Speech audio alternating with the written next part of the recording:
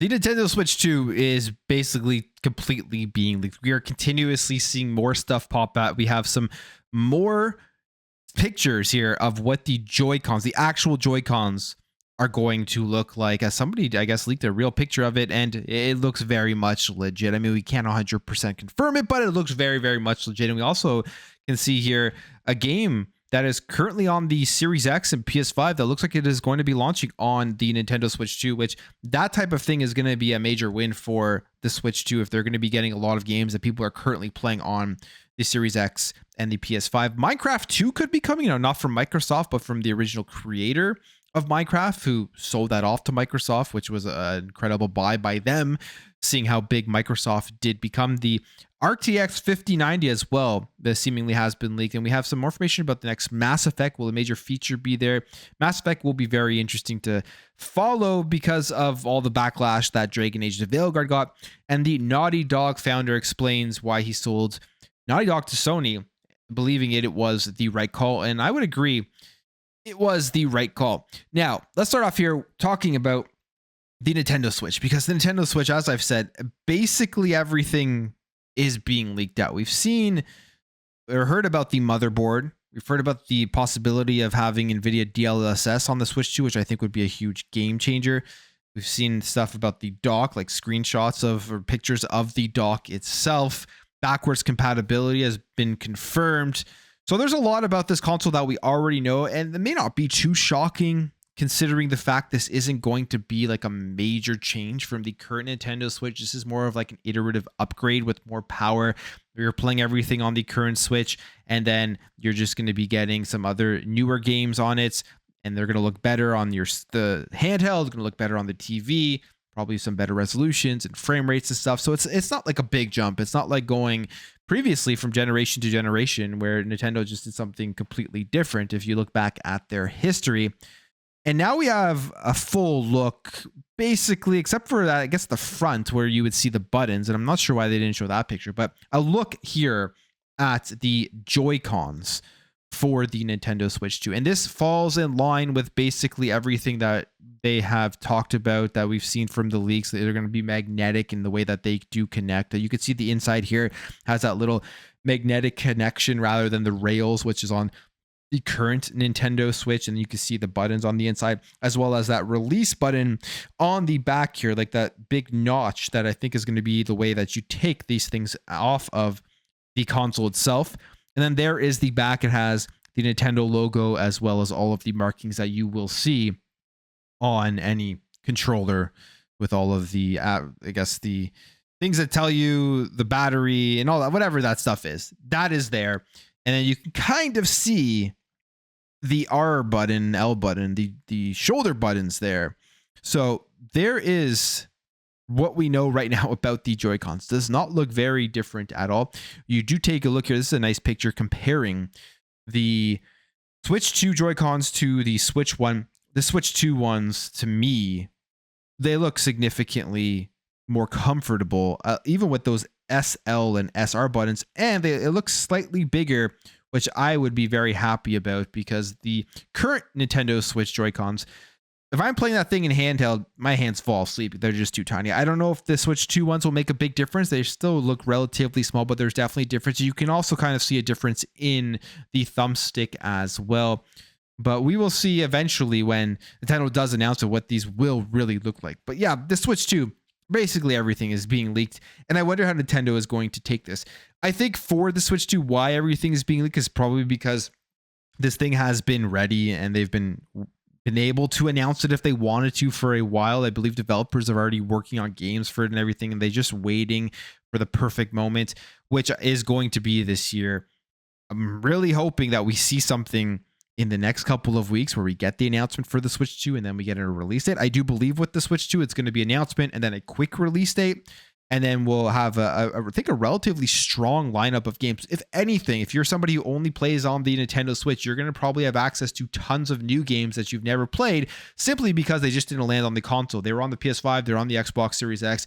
And I think they're going to have a launch lineup that's very strong with games that are now going to be on the Nintendo platform from third parties. Third parties are definitely going to want to be supporting this thing with how many units it did sell. So interesting stuff here.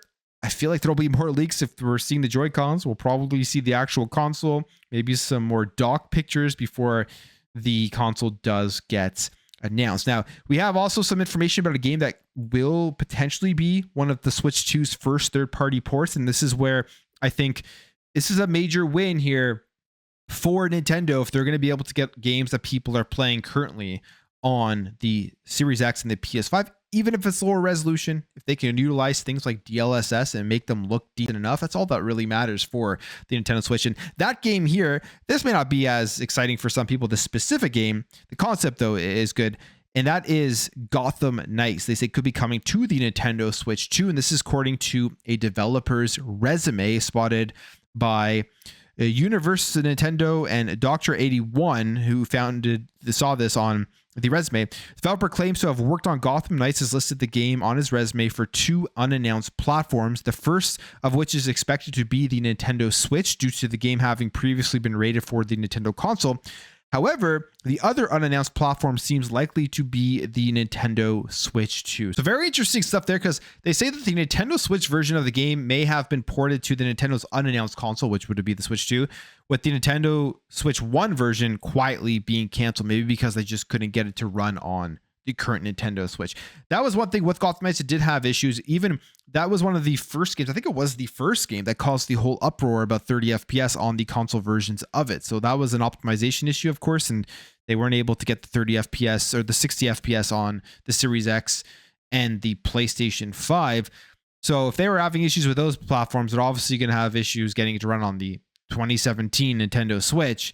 So then they probably got the Switch 2, saw the specs, and said, okay, we can get this going. I feel like it's going to be 30 FPS and it'll be fine for people there. And I wonder what it will mean in terms of if it utilizes something like NVIDIA's DLSS. But this is a sign that we're going to see a lot more this stuff happening from third parties. And then you have to ask the question. Right now, we see the whole talk online about the Xbox Series S still being the anchor to video games, the anchor that's holding down the industry. Developers are going to do their thing to get these games to work on the Nintendo Switch 2. Will that now mean the Nintendo Switch 2 is now the real anchor? I don't think so. I think it just really has to do with how developers can optimize. Do they have the know-how and resources to get games running on these platforms? And they also have the option, probably more on the Switch 2 than on the Series S, to give 30 FPS modes to those consumers. Because again, they probably just don't really care as much as people on the Xbox and on the PlayStation. But we'll see. When we get the announcement, I think it's going to be a launch lineup that has a lot of third-party games that are currently out to be playable on the other platforms, but now will be coming over to the Switch 2, and that will be enticing to a lot of people. So they just got to announce it. Everything is coming out. They got to come out and do it sooner rather than later. Now, the other leak that we do have here, this is for the completely opposite end. If you are someone who enjoys power in your gaming, this is for the NVIDIA RTX 5090, and we've seen some marketing images of the unannounced next-gen GPU, and the box shot of the RTX 5090 suggests rumors of the 32 gigabyte GDDR7 memory on this card. So it looks like that is true. People were wondering if that is going to be the case. It looks like it is. This is the picture. It's the Inno 3D RTX 5090 iChill X3. The names on graphics cards are crazy, but it doesn't really give us any more specs on it. We also see here that it does suggest that this particular model will ship with a 3.5 slot cooler. So that's what we know right now. There has been other information that have come out about the upcoming RTX cards. CES is this week, so I'm sure we'll see a lot more about that. Like, for example, they say the RTX 5090 is expected to have double the VRAM of the RTX 5080, which is rumored to include 16 gigabytes of the GDDR7 memory. It also is rumored to include 21 760 CUDA cores, nearly 1.8 terabytes of memory bandwidth, and TDP of 575 watts, and then 125 watts more than the RTX 4090. So if you're looking to get the best card on the market, we'll have more information on that soon. But yeah, this is a huge jump that we are going to see. And then we'll start doing the comparisons. People will continuously do the comparisons between the AMD cards, between the NVIDIA cards, and then going into the next generation of consoles, you're going to see people trying to compare to the RTX 50 series cards. And I mean, the comparisons will be stupid because the consoles will never be on those levels, but people will do that. And now we're just kind of jumping into a next generation with these looming announcements here for the RTX cards. All right, if you're a Minecraft fan, Minecraft 2, they say, has basically been announced. No, not actually Minecraft, but from the creator of Minecraft, Marcus Notch Person, claiming that he's working on a spiritual successor to Minecraft. This was a tweet, and he says, I basically announced Minecraft 2. I thought that maybe people actually do want me to make another game. That's super similar to the first one, and I'm loving working on games again. And he goes on here and says, I don't super duper care exactly which game I make first or even if I make more, but I do know I'm making one. So I figured I'd absolutely be willing to give it an honest shot in the form of a spiritual successor to Minecraft and put up a poll about it. My intentions are to be clear and honest about it, saying that spiritual successors are usually kind of, washed up, tragic. The things I'm fearing my next game is going to be anyway, and try to push myself to avoid. So why not do the thing that people do want and more willing to give me somehow even more cash for? I intend for the money to be spent for good, but my God, have I learned I fail a lot. Winning is failing until you make yourself succeed. Oh, and I also very much value being a man of my word, so I also intend to do this in a way that in no way try to sneakily infringe on the incredible work the Mojang team is doing and that Microsoft is successfully doing. The Microsoft shitification about, I'm not 100% sure what that means, but he says, and I respect them for doing that. It's their job, and they, from what I understand, let the studio do things their way, which seems very fair to me. And we've heard this a lot about Microsoft when they do purchase up these studios. They allow them to continue to develop games the way that they want to develop games. It'll be interesting to get an update on how Bethesda and how ABK are doing. I'm sure they still continue to make games the way that they want to make them without too much Microsoft corporate overseeing on them, unless I guess the studios are not doing very well, then they have to step in and do more. And at times that is absolutely needed. I mean, that would have been needed with Redfall, which unfortunately wasn't there. And Phil Spencer kind of admitted that, but looks like a Minecraft 2 is coming for a spiritual successor from the original creator of Minecraft. And yeah, we'll see how this ends up developing if you are a fan of the game itself. All right, let's talk Mass Effect 5. Mass Effect 5 is going to be very interesting to follow, especially after Dragon Age and you had the whole Culture Warriors and everybody trying to destroy this game. A lot of people loved it. A lot of people hated it, mainly for the dialogue and the way that the characters interacted with your main character. And there was no real pushback and stuff. But a lot of people have also said it has some of the best combat that the game has ever had. People would say it's their favorite Dragon Age of all time. And that's BioWare. And BioWare is the thing here that we have to always see how they're going to do. Mass Effect 5 is going to be one of those major games that people are going to be going crazy for it. If they screwed up, people will make their voices heard about it. But we have this about a major feature and whether it will return or not. And this has to do with the Renegade Paragon system, which I sure hope it does come back to Mass Effect 5. A fan tweeted this out. The Renegade Paragon system is absolutely returning to Mass Effect 5. And here is a response from Michael Gamble. And Michael Gamble is the project director and executive producer at BioWare, building the next Mass Effect game. And he says here, regarding Renegade and Paragon, yes, it's true that more people played Paragon, but it would have been meaningless if Renegade had not existed. The ability to choose is stronger than the number of people playing any option, in my opinion. So he doesn't explicitly say that it is coming back, but I would say with a response like that, it is pretty likely that that feature is going to be there. And then, but he does also go and say, I was talking about the trilogy. You'll just have to wait and see whether this is coming to Mass Effect. Like, I think it would just be an absolute stupid move to not bring this back, because you'll instantly have people being annoyed about it. It's a great system, so why not bring back the Renegade Paragon system and just put it into a new game, new story, new choices.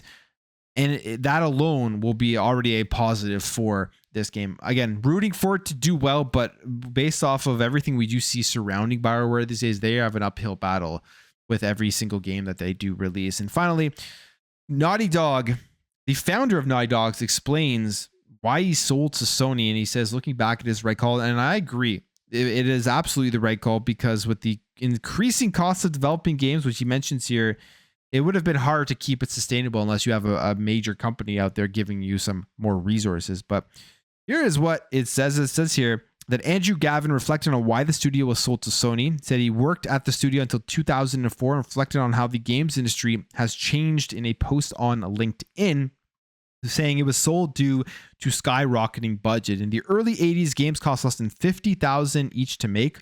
By the time we got Jak and Daxter, the budget busted the 15 million mark. And it says selling to Sony wasn't just about securing a financial future for Naughty Dog. It was about giving the studio the resources to keep making the best games possible without being crushed by the weight of the skyrocketing costs and the paralyzing fear that one slip would ruin it all. Looking back, it was the right call. And it was 50,000 back in the 80s, went up to the 15 million mark with Jak and Daxter. And now we're into the 100, 200, 300, 400 million mark to develop some of these games. And even though they are under some major corporations, like now that Naughty Dog is under Sony, they have a lot more backing and resources. With money like that, with costs like that, they're almost at that point that a slip up could ruin everything for some of these studios, even if they're backed by these major corporations, because of how crazy the gaming industry is. There's so much competition out there in terms of people making games. The cost to develop games is going skyrocketing. It's taking longer to get games out. So you really have to put out games that do at least decently. And we're seeing more studios take less risks now going forward because they don't want to risk a $400 million loss like we did see with a game like Concord. But on the video there, guys, if you did enjoy this video, hit that thumbs up. If you're new here, hit that subscribe, and I'll catch you guys in the next video.